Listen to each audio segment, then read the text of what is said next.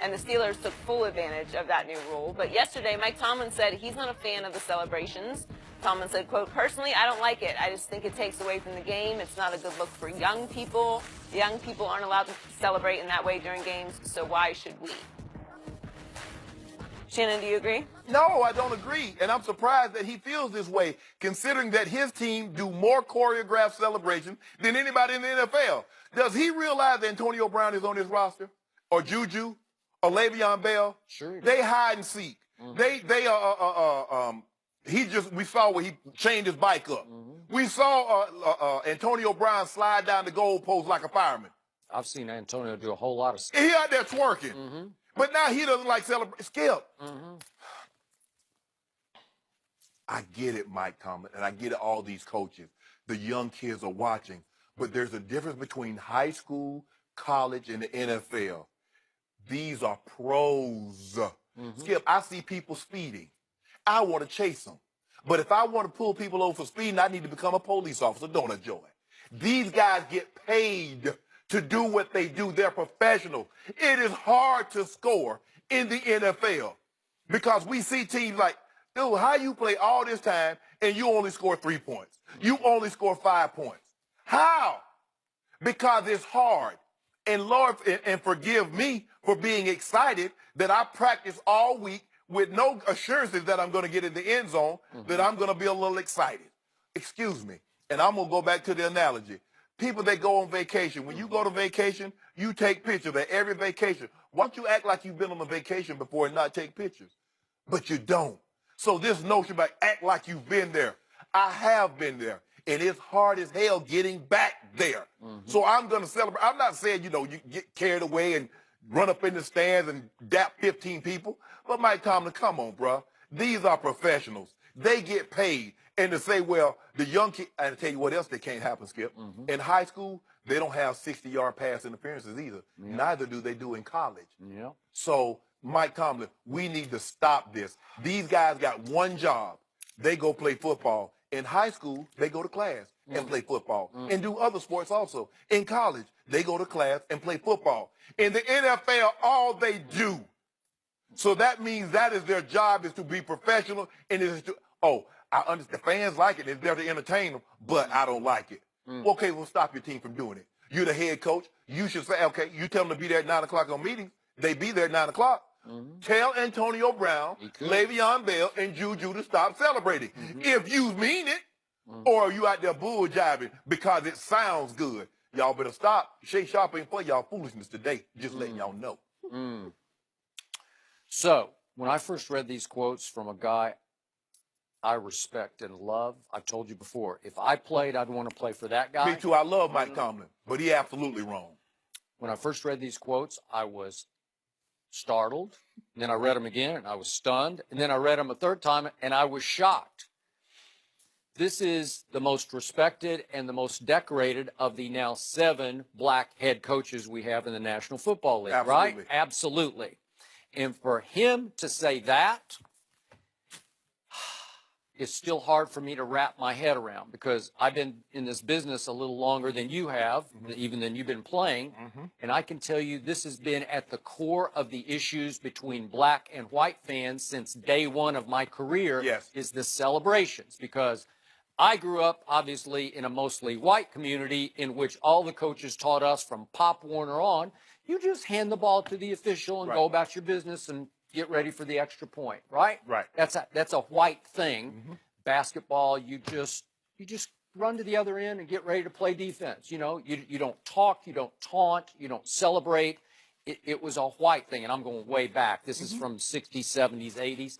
And then all of a sudden, which I must admit I started to enjoy as a fan, the black kids came along and said, hey, this is fun, man. We're just having fun out here, because basketball is really fun to play, and football is really fun to play. And if you score, doesn't happen all that often, you should have fun with it. Well, that started to sell the sport of the National Football League. And Mike starts out his quotes. It's for the entertainment of the fans, so I respect it on that level. It is good for business. For me, I think last year the fans really enjoyed large part. I mean, there'll be pockets of old school who reject it. But I think even the old schoolers last year after a while, you kind of come around. You say, kinda oh, funny. okay, yeah, that's kind of funny. Yeah. That was kind of funny. You used to watch him And do you- the leapfrog or the sack yeah, race. because it's clever. Yes. And it's not taunting. They're not pointing fingers at the Right. other team. They're just having fun because they got in the end zone. Correct. It's hard, man, Right. as you said. And then to do a choreographed dance where everybody it's not just Chad Ocho. I love Chad, but in his day, it was just Chad as a solo act. Right. It was, Because you couldn't do it as a team because we that couldn't would do get it. you. And then the props, he was using props. Finally said you can't use props. And then Terrell Owens was kind of a solo act, but they were great. They were funny and they were inspired. Chad was inspired. The river dance is still my all-time. Like I just couldn't even believe he would think to do it. You know. For Juju and them to do, and Le'Veon and Antonio Brown to do what they do in the game. Yeah. Do you think they practice that? So they practice that, and Mike Tomlin see it. Don't say nothing then, but now he got a problem with it.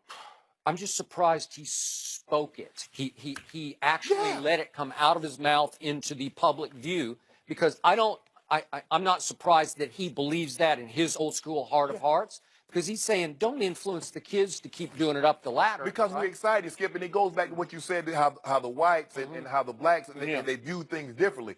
I'm excited because I got there. I remember my grandfather, my great-grandmother telling us that when the whites would come by and give them the chitlins, the intestines of the pig, thank you. Think about what they're giving you, and you're gracious. Because I'm thankful that I got into the end zone. I'm going to show my excitement. So I get Mike Tomlin. And for the most part, it's a lot of the celebration, the choreographed stuff. It's the black players. They doing their thing. So this is my. But they relaxed the rule for a reason. Skip. I'm going to go one cut deeper here. My friend John Wooten, who you know well, who's the leader of the Fritz Pollard Alliance, which oversees the Rooney Rule and the National Football League, is an old school black man, but a proud black man. And he blocked for Jim Brown back in Jim Brown's glory days with the Cleveland Browns. And John and I have gone back and forth, and obviously I'm white and he's black, but we go back and forth about the use of the N-word ending in a term of endearment that is used from black person to black person, right? Yes. And John is so outraged at the use of any form of the N-word. And I say, but John, and again, it's not my place, but we just kind of go, John, you understand they drain the poison out of this word, as Dr. Dyson says, right? And it's a term of endearment. I don't care.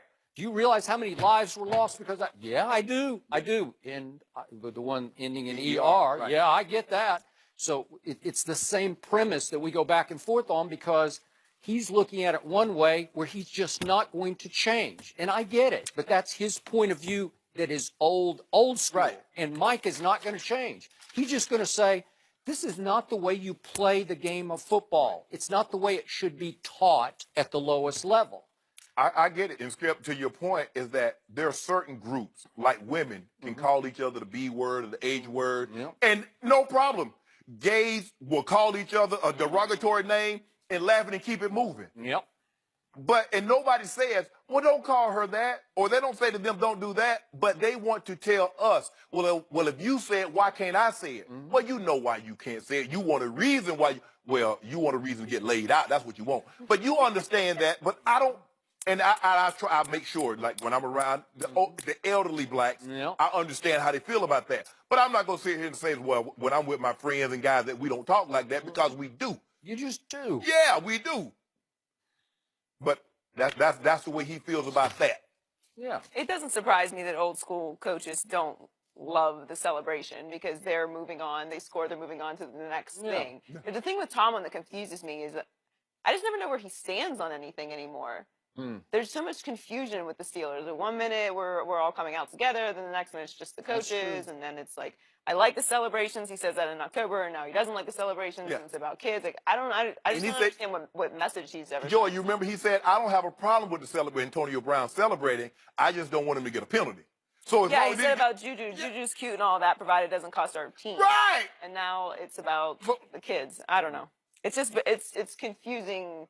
Back and forth with Mike Tomlin. And there were times last year when I feared he had lost his locker room, where he was not in command of his locker room, especially over the way they were going to protest. Yeah, that's what I'm saying. Maybe this has something to do with it because it doesn't seem like it's a clear directive.